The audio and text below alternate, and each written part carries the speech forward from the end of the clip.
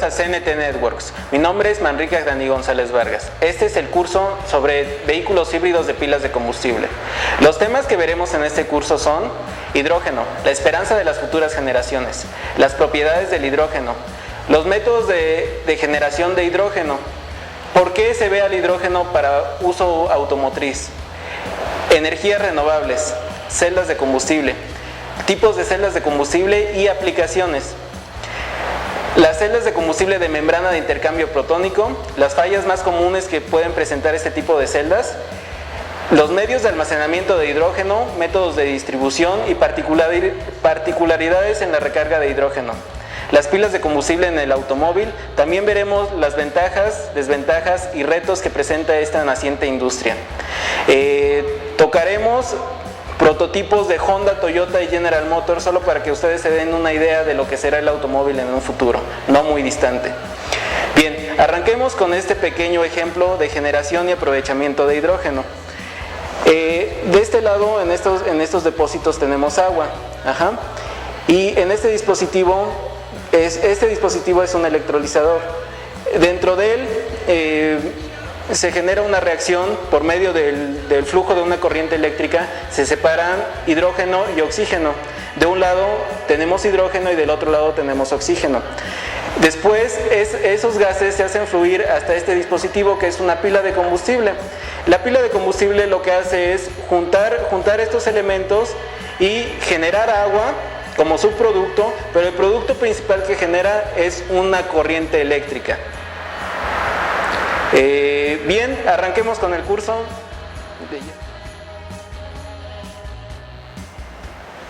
Quiero comenzar el curso haciéndoles una pregunta un tanto obvia.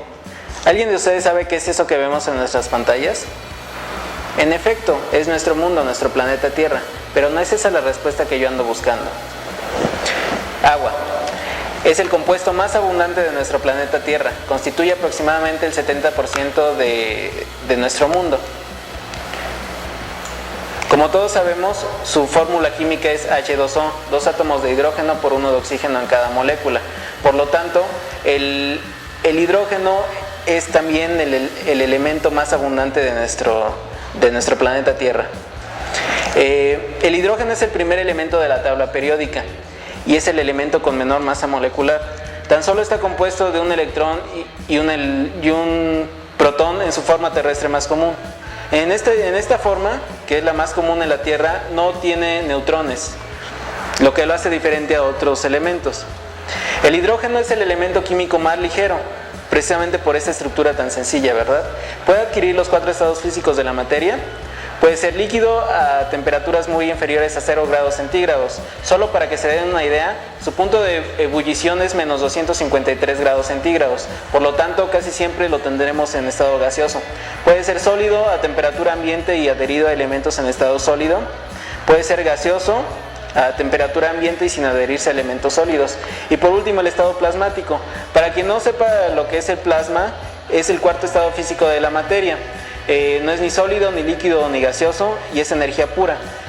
Un ejemplo muy cercano que nosotros tenemos del plasma es la chispa de una bobina de encendido descargada sobre el chasis de un automóvil. El rayo azul que se ve es plasma. Otro ejemplo que tenemos es un rayo del cielo. El hidrógeno en estado plasmático solo lo podemos encontrar en las estrellas. Aquí en la Tierra no lo encontraremos en esa forma. El hidrógeno es el elemento más abundante del universo, constituye aproximadamente el 75% de la materia visible. Es el elemento más abundante en cuanto a número de átomos. En la Tierra se le encuentra en el agua, en el aire, en los combustibles fósiles y en toda la materia viva, constituyendo el 9º elemento terrestre más abundante. En esta imagen, en esta fotografía podemos ver un accidente que ocurrió en 1937, es uno de los dirigibles de Hitler, que se está incendiando por completo. No se sabe con exactitud qué fue lo que originó el incendio. Lo que sí se sabe es que se incendió por completo el dirigible por la carcasa con la que estaba fabricado, que era un material explosivo. Realmente una explosión de hidrógeno solo es un flamazo y se acabó. A pesar de ser un gas muy muy flamable, es un gas que brinda una seguridad en ocasiones superior a la gasolina. Esto es porque es un gas tan ligero que se eleva muy rápido y se dispersa en el aire, evitando que el automóvil se queme por completo en caso de una explosión. En esta imagen podemos ver un experimento. Del lado izquierdo tenemos un vehículo cargado con gas natural que está saliendo una llama, y por el otro lado tenemos un vehículo que se está quemando por completo que usaba gasolina. Podemos ver que en el caso del vehículo que usa gas natural, el gas se eleva y no crea no genera que se queme todo el vehículo. Tal vez ustedes se pregunten por qué se ve una flama y no se ve una explosión. Esto es porque los sistemas de seguridad de este tipo de vehículos están muy avanzados, y cuando el sistema detecta alguna fuga o el tanque está más caliente de lo que debiera estar y representa un peligro para el vehículo, hay una válvula que libera todo el hidrógeno o el gas natural contenido en el tanque en cierto tiempo. Lo libera hacia la atmósfera. Debido a su estructura atómica, el hidrógeno es un gas altamente permeable. Puede atravesar fácilmente las paredes de los depósitos que lo contienen. Es un átomo muy pequeño. Recordemos, por ejemplo, cuando inflamos un globo. A las 12 horas el globo ha disminuido un poco su volumen. A las 24 horas está casi desinflado. Esto es porque todos los materiales tienen un cierto nivel de porosidad. En el caso del globo, los poros del globo son más grandes que las moléculas que componen el aire. Por eso se fuga fácilmente el aire del globo. En esta imagen tenemos una suposición de hidrógeno contenido en un tanque o tubo de acero junto con nitrógeno y oxígeno. Al hidrógeno lo representan las bolitas verdes, el tubo de acero serían esas bolitas negras, y el oxígeno serían las bolitas moradas, mientras que las rosas serían el nitrógeno. Podemos ver claramente cómo el hidrógeno, por ser de una estructura tan pequeña, se puede fugar por las paredes del acero, mientras que el nitrógeno y el oxígeno no. El hidrógeno es un gas sin sabor, sin olor y sin color. Por lo tanto, nosotros los humanos no podemos detectarlo. Pero en caso de ser necesario, podríamos hacerlo por medio de sensores diseñados para este fin.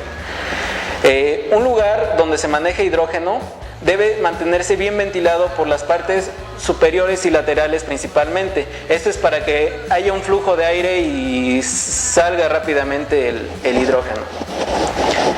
El hidrógeno no es un gas envenenante, sin embargo, puede causar asfixia por desplazamiento del oxígeno en nuestra atmósfera. Sin embargo, sí existe un alto riesgo de ignición. Para que se den una idea, los límites de explosibilidad del hidrógeno gaseoso van de 4.7 a 75% de concentración en el aire, lo que significa que entre ese rango, 4.7 y 75% de hidrógeno en el aire, corremos riesgo de provocar una explosión, incluso con la electricidad estática generada por nuestra ropa. La combustión de este elemento tan singular solo genera agua. De hecho, el nombre hidrógeno viene de generador de agua, es generador de agua. Cuando nosotros quemamos hidrógeno, solo se genera vapor de agua.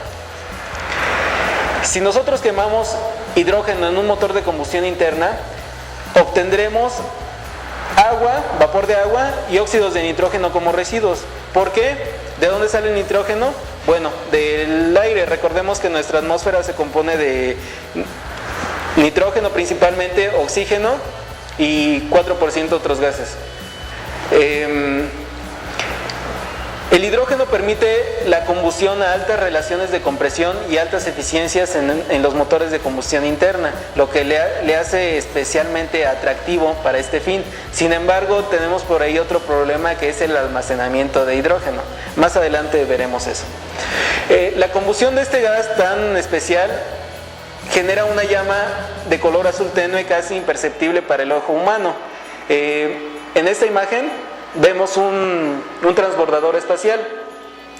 El tanque naranja quema combustible sólido que está hecho a partir de dinamita y otros compuestos, pero son las flamas grandes que se ven.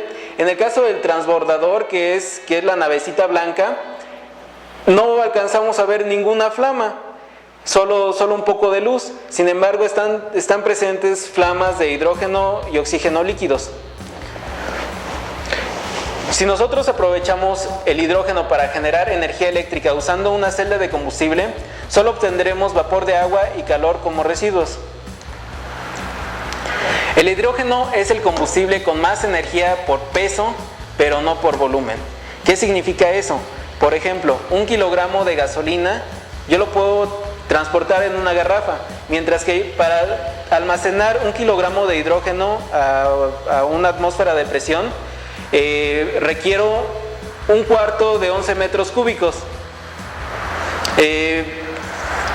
Sin embargo, es el combustible con mejor energía por peso. 1 kilogramo de gasolina tiene menos energía que 1 kilogramo de hidrógeno. La ventaja es que se puede comprimir este gas y así se consiguen mayores densidades energéticas. Para almacenar 1 kilogramo de hidrógeno no presurizado, lo que les decía, requerimos un espacio aproximado de 11 metros cúbicos.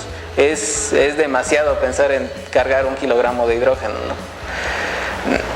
Debido a que no se le encuentra de manera aislada en la naturaleza, precisamente por su alta volatilidad, no se le ve como una fuente de energía, sino como un vector energético, que es un transportador de energía.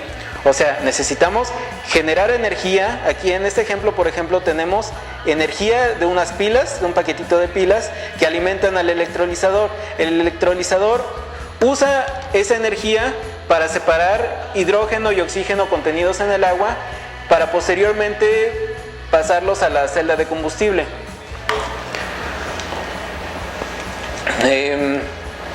No existen yacimientos de hidrógeno, como en el caso del petróleo o del gas natural, por lo que debemos separarlo de los elementos que los contienen.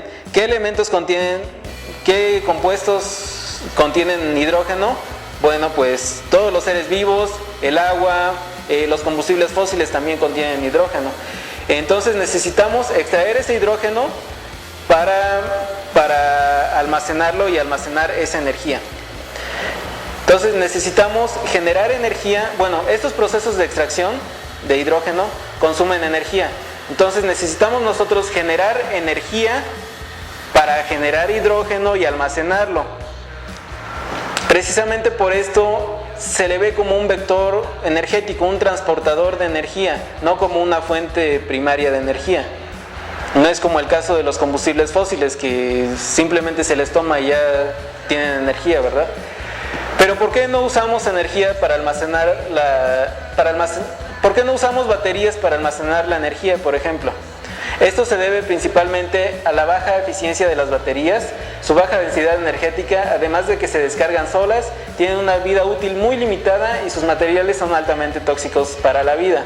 Si añadimos esto al uso de baterías en un automóvil, también tiene que ver mucho el peso de las mismas baterías. Los métodos de generación de hidrógeno, a grandes rasgos, podemos obtener hidrógeno a partir de la energía nuclear, del reformado de gas natural y del petróleo, también reformado de petróleo, por electrólisis o fotólisis del agua, por pirólisis, que es por pirólisis de la biomasa, que es someter a materia orgánica a más de 1000 grados centígrados para que se gasifique. Recordemos que todas las estructuras orgánicas contienen carbono e hidrógeno en su interior. Por lo tanto, se genera un gas que se le llama gas de síntesis, que es rico en hidrógeno. También lo podremos producir biológicamente a partir de cianobacterias, plancton y digestión anaerobia de ciertas bacterias. Eso es, anaerobia significa sin aire. La obtención de hidrógeno a partir de combustibles fósiles representa el 95% de la producción total a nivel mundial. Sus usos son casi siempre industriales. Actualmente el medio más usado para la obtención de hidrógeno es el reformado de gas natural. Sin embargo, requiere mucha energía el proceso y no es nada limpio. La energía que se requiere es aproximadamente un 30% de la energía que estás obteniendo en forma de hidrógeno. Y la suciedad, por lo que no es nada limpio, es porque por cada kilogramo de hidrógeno producido se producen 7 kilogramos de dióxido de carbono. El reformado de gas natural, bueno, lo que les decía, se consume una cuarta parte del gas suministrado para generar el calor que requiere el proceso y se consume gran cantidad de vapor de agua. Bueno, ahí me había equivocado un poquito con la cifra anterior. El reformado de gas natural puede ser un método muy económico, de hecho es el método más económico y más extendido para producir hidrógeno, pero es un proceso tan caro energéticamente y tan sucio que simplemente no nos interesa para una sociedad sostenible. En México, aquí vemos una gráfica de la producción de hidrógeno en nuestro país. El 30% se obtiene a partir del reformado de gas propano, el 60% de reformado de gas natural y solo un 10% a partir de electrólisis. La electrólisis es esto que estamos haciendo aquí, separar los compuestos del agua haciendo pasar por ella un flujo eléctrico. Como la mayoría de los gases, el hidrógeno es un elemento diatómico. Es decir, sus moléculas contienen 2 átomos y no podemos separarlas sin obtener un compuesto. Es un elemento muy especial el hidrógeno y bastante complejo. Puede formar compuestos con casi todos los elementos. El hidrógeno no es tóxico, no contamina, no es corrosivo, no es cancerígeno ni es radioactivo. No se descompone, no es explosivo. Es más ligero que el aire y se diluye rápidamente hacia arriba en el aire. Aquí pueden ver que coloqué un asterisco donde dice radioactivo. Más adelante veremos por qué. El hidrógeno tiene 3 isótopos naturales y 4 artificiales. 5 de estos isótopos son radioactivos, pero no son usados fuera del laboratorio o ni siquiera existen en la Tierra. Si no saben lo que es un isótopo, son todos los tipos de átomos de un mismo elemento, pero de diferente masa molecular. Es decir, difieren entre el número de neutrones y protones. Por lo tanto, en ocasiones hay desestabilidad entre ellos. Aquí vemos los 3 isótopos naturales del hidrógeno, que son protio, deuterio y tritio. Protio, que es el isótopo que les mostré desde el principio porque es el más abundante de la Tierra, solo contiene un protón y un electrón, no contiene neutrones. Mientras que el deuterio contiene un neutrón, un protón y un electrón. El tritio contiene 2 neutrones, un protón y un electrón. Sin embargo, el tritio es radioactivo. En el caso del protio, constituye el 99.98% del hidrógeno en nuestro planeta Tierra. El deuterio se encuentra en la naturaleza en un 0.02%, mientras que el tritio es radioactivo y está presente en cantidades tan insignificantes en la naturaleza que no se toman en cuenta. El hidrógeno es un elemento químico muy activo. Reacciona fuertemente con las sustancias metálicas provocando cambios en su red cristalina, y eso es muy importante. Estos cambios incluyen la gasificación de estructuras y aumento de la presión interna, lo que deriva en el craqueo de la estructura. O sea, la estructura se rompe, la estructura metálica se rompe. Esta reacción también puede causar pérdida de la resistencia y aumento de la ductilidad del material. Ataca principalmente las zonas con mayor tensión, donde mayor fuerza haya sobre el material es donde ataca más esta reacción. En química esto se le conoce como ataque por hidrógeno o fragilización por hidrógeno. Aquí vemos un ejemplo. Los iones hidrógeno, por ejemplo, se pegan a lo que es la estructura y absorben parte de ella, la debilitan. Aquí vemos un ejemplo de un pedazo de tubo que fue sometido a gas sulfídrico. Vemos que se abrió efectivamente por estar sometido a ese tipo de gas. Es lo que pasa con el hidrógeno. Sin embargo, para que esto pase se requiere mucho tiempo y ciertas condiciones extremas para que suceda esa reacción. Existen teorías que afirman que todos los elementos químicos provienen del hidrógeno sometido a distintas temperaturas y presiones. Es decir, que todo lo que vemos proviene del hidrógeno. Esto es, para empezar, por su estructura química tan sencilla. Una prueba que nos invita a creer esto son las reacciones que ocurren en el Sol. La fusión nuclear, formando helio a partir de 2 átomos de hidrógeno. Esta reacción ocurre millones de veces por segundo y es la que nos da luz, calor y vida, ¿verdad? Pero eso ya es otra historia. Vamos al siguiente módulo a ver lo que nos interesa, el hidrógeno en un automóvil.